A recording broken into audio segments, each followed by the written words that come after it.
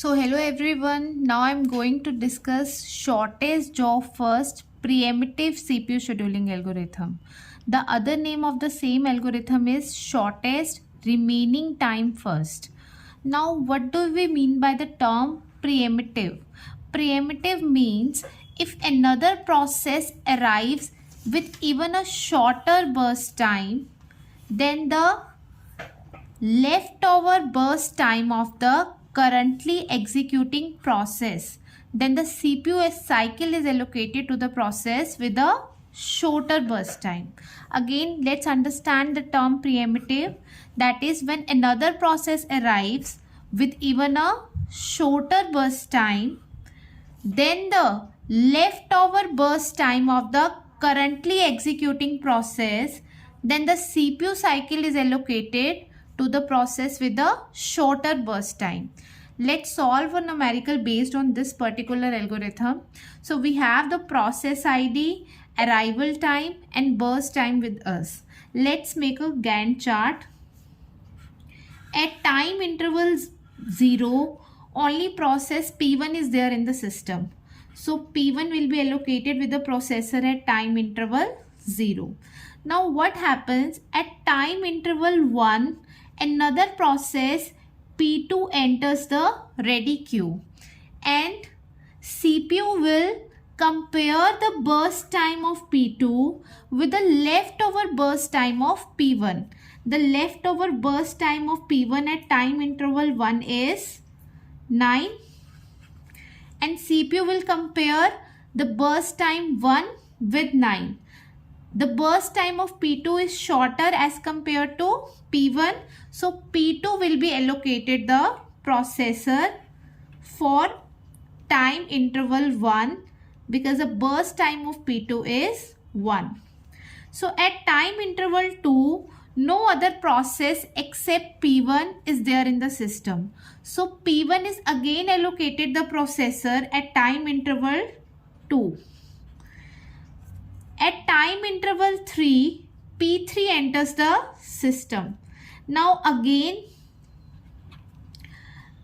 what will happen? CPU will compute the leftover burst time, which is 8 for P1, with a burst time of P3, which is 2.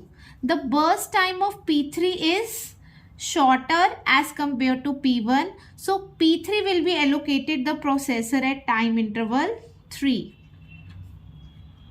for another 2 seconds.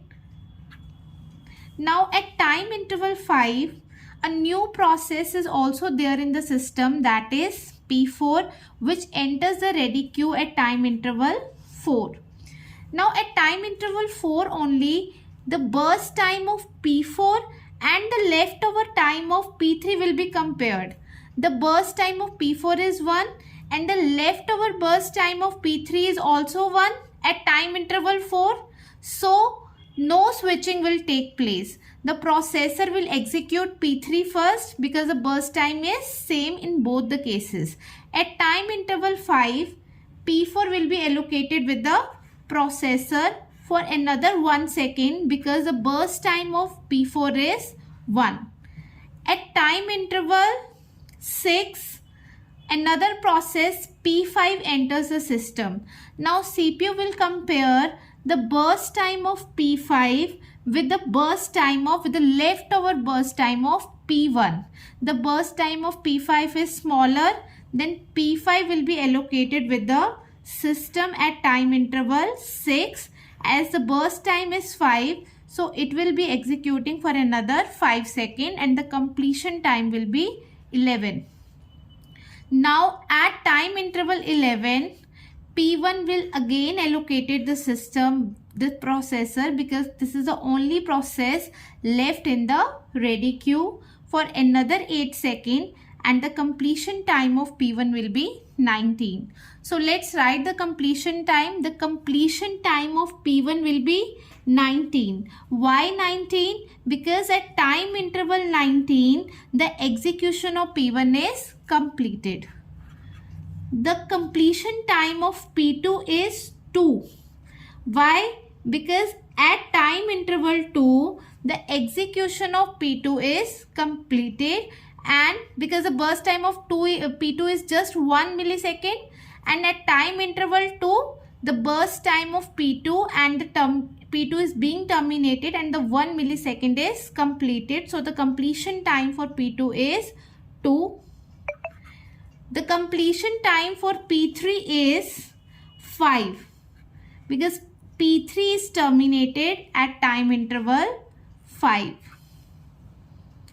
The completion time for P4 is 6. We will just traverse this list and check the existence, the occurrence of the process in the list.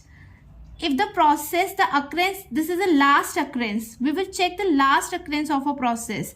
If this is the last occurrence, it means the completion time is this. The completion time for P5 is 11. Now let's calculate turnaround time quickly.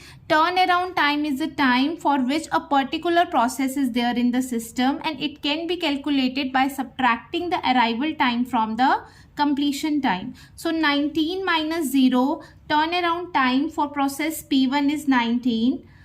P2 is 2 minus 1, 1. P3 is 5 minus 3, 2. Then P4 is 6 minus 4, again 2. Then P5 is 5. 11 minus 6 is 5.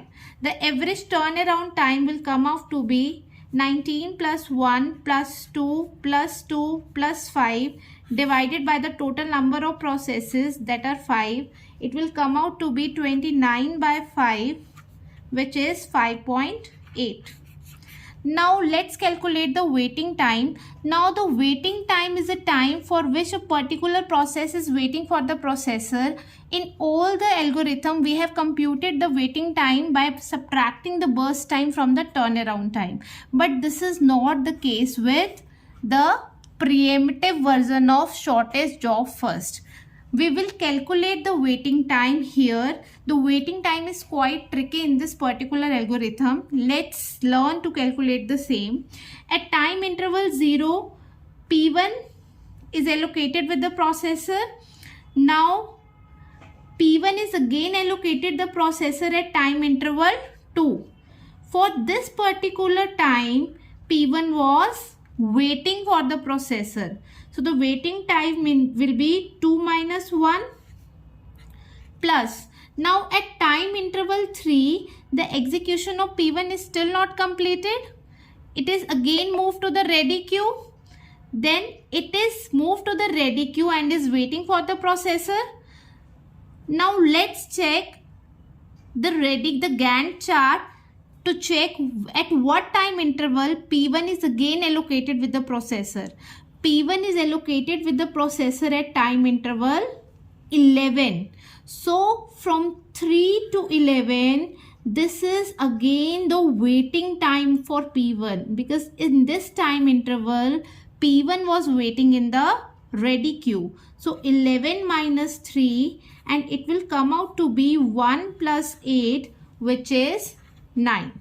Now let's calculate the waiting time for P2. This is for P1. Let's calculate the waiting time for P2. P2 enters the system at time interval 1 and allocated with the processor at time interval 1. So there is no waiting time. Let's check the last occurrence of P2 in the Gantt chart. So this is a last occurrence, the first and the last occurrence. So the waiting time will be, arrival time is 1 and being allocated with the processor at 1. So 1 minus 1 is 0. The waiting time for P3 is, P3 arrived in the system at time interval 3 and allocated with the processor at time interval 3. Again traverse the Gantt chart to check the last occurrence of P3. This is the first and the last occurrence of P3. So the waiting time will be 3 minus 3 and it will come out to be 0.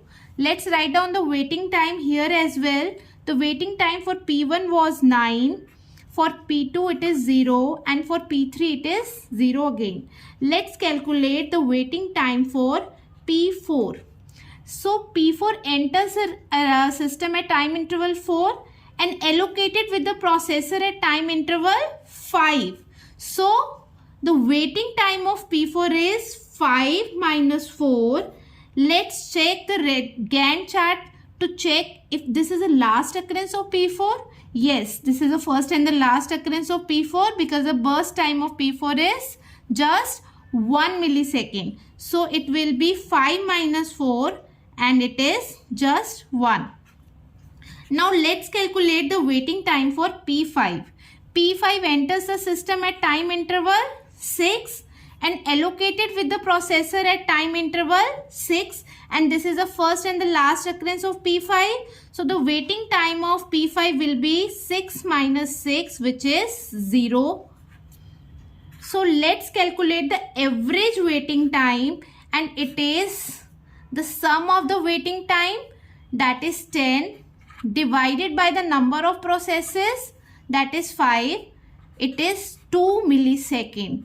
So we come to know, if we use the shortest job first, primitive version of the shortest job first, then the waiting time is exceptionally reduced. Please note, the other name of the same algorithm is shortest remaining time first, and this is extremely important algorithm from examination point of view. So that's it. So if it helps in clearing your concept, please like and subscribe the channel.